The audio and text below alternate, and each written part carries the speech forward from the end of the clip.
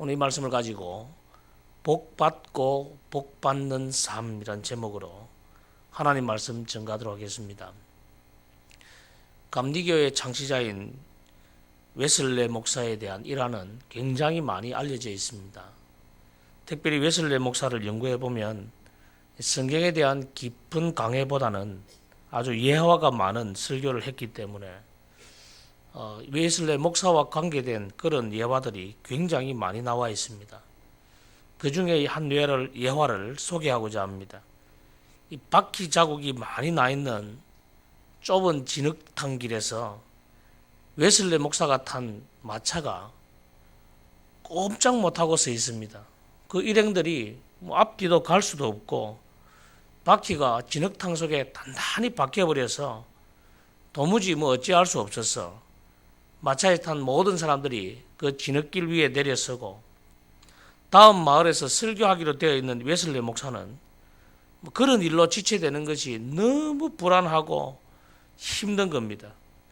몇 사람이 이 마차를 끌어내려고 밀고 당기는 동안 웨슬레 목사는 길 한옆에 비껴서서 기다리고 있는데 어떤 농부가 지나가다가 웨슬레 목사에게 말을 건네는 겁니다.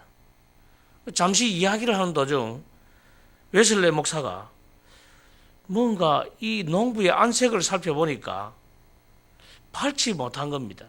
그래서 무슨 걱정거리라도 있습니까? 하고 물어보았습니다.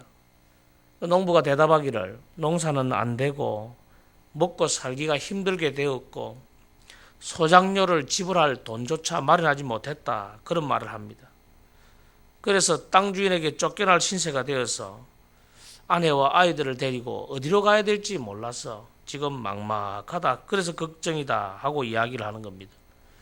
웨슬레 목사가 머릿속에 뭔가 번쩍 생각이 나서 도대체 얼마나 빚졌습니까? 하고 물어보니까 자신이 가지고 있는 그 돈의 액수와 딱 맞아떨어지는 것을 발견했습니다. 이것이 하나님이 만나게 해주시려고 이런 일을 벌이셨구나. 마차가 이 진흙탕 속에 빠진 이유가 가난한 이웃을 돕게 하시려고 하나님이 세우신 것이구나. 그러면서 자기가 가지고 있는 돈을 내밀었다는 겁니다.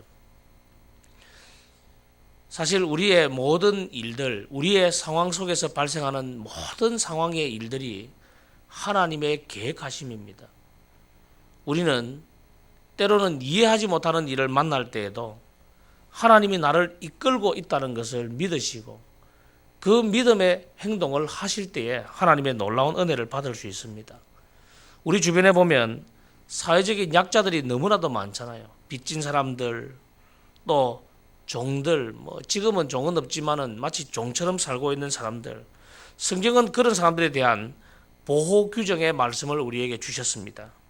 특히 안식년에 이스라엘 백성들이 반드시 지켜야 될 면제와 해방의 규례를 우리에게 주셨습니다. 오늘 이 말씀을 통해서 우리는 복받고 복받는 삶이 뭔지를 몇 가지로 확인해 볼 수 있습니다. 제일 먼저 오늘 1절에 보니까 면제하라. 이것이 복받는 비결이라고 말합니다. 하나님은 이스라엘 백성들에게 매 7년 끝에 모든 빚을 면제할 것을 명령하셨습니다. 이 안식년을 통해서 모든 채무를 탕감하고 모든 속박을 풀어주도록 한 것입니다. 이를 통해 이스라엘 백성들은 경제적 안정을 누리고 또 사회적 결속력은 물론이고 멍에에서 벗어나 기쁨과 사랑으로 하나 되는 공동체 의식을 가지게 될 수 있었습니다. 여러분 한번 생각해 보세요. 아무런 조건 없이 빚 탕감을 선언하는 것, 또 그것을 탕감받고 종에서 해방되어서 자유롭게 집으로 돌아가는 사람들의 기쁨.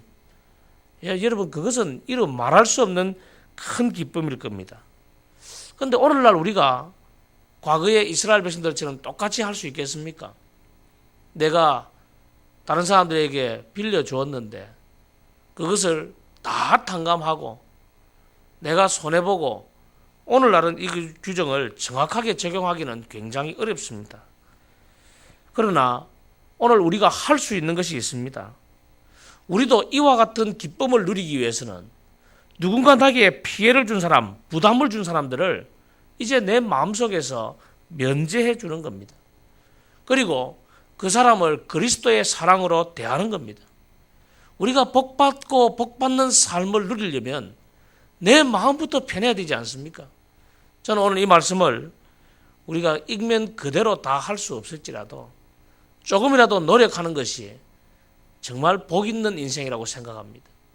내가 그동안 마음속에 무거웠던 사람들, 나에게 피해를 준 사람들, 그 사람들을 용서해버리고 면제해 줄 때에 우리는 참된 기쁨을 누릴 수 있습니다. 특별히 3절에 보면 빚독촉을 하지 말라는 이야기는 안 합니다. 이방인에게는 내가 독촉하려니와 그러나 너 형제에게 구워진 것은 내 손에서 면제하라.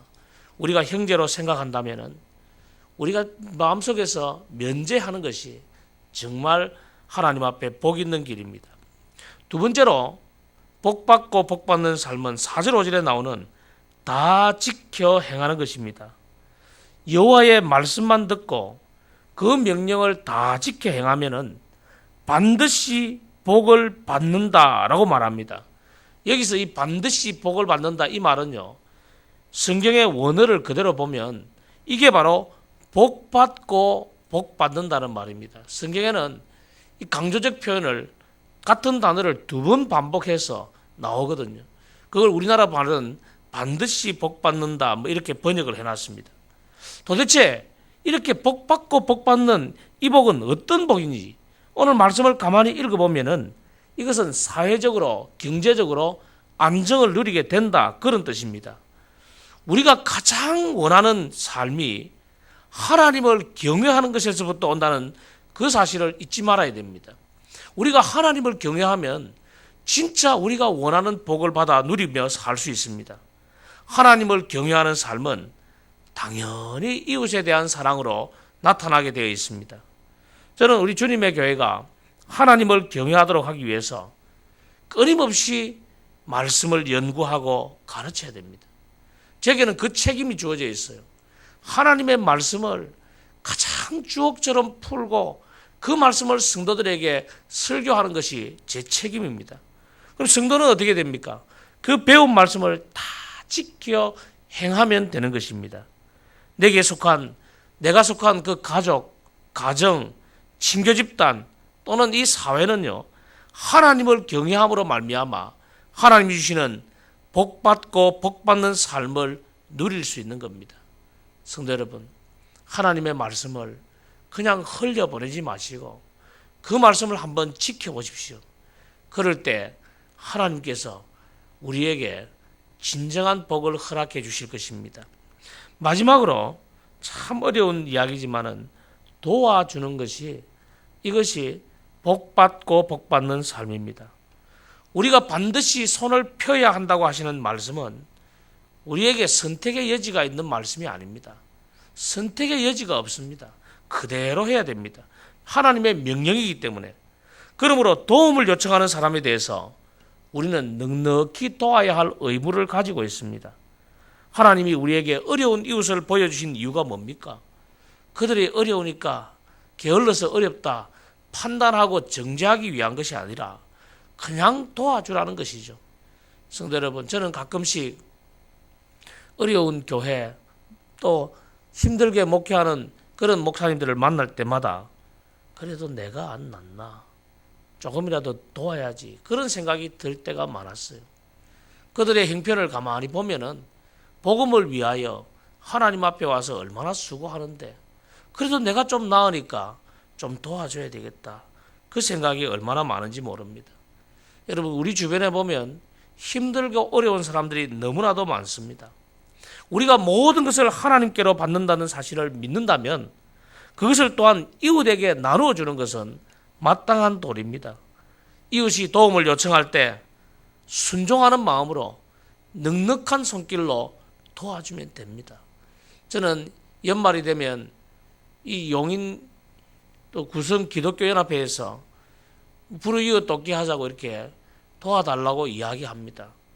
그럴 때마다 나는 적다고 생각하고 교회 성도들 앞에 또 이 상임위원회에 내어놓고 이렇게 하면 우리 성도들이 넉넉하게 도와주셨어요.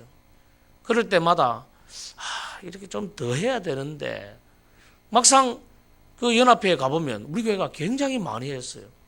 작년에도 이 큰 교회들이 많은 가운데서도 우리 교회가 6등 했더라고요. 돕는 그 금액이.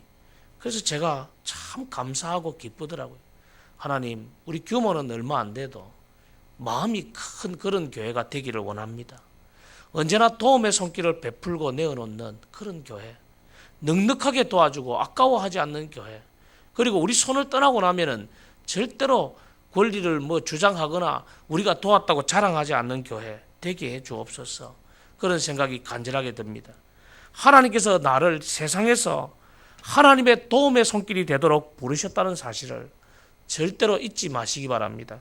저는 오늘 말씀 중에서 참 마음에 드는 것이 이 10절에 보면 너는 반드시 그에게 줄 것이요 줄 때에는 아끼는 마음을 품지 말 것이니라. 그러면 줄 때 아끼는 마음을 품지 말라. 이 말씀이 제게 너무너무 와닿더라고요. 우리가 주면서 아이고 아까워라.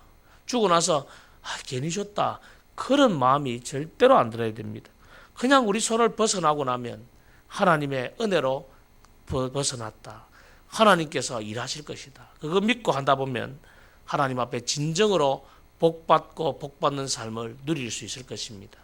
오늘 이 말씀을 기억하면서 진짜 복받는 삶, 복받고 복받는 삶을 한번 누리시는 저와 여러분 되시기를 주의 이름으로 축원합니다.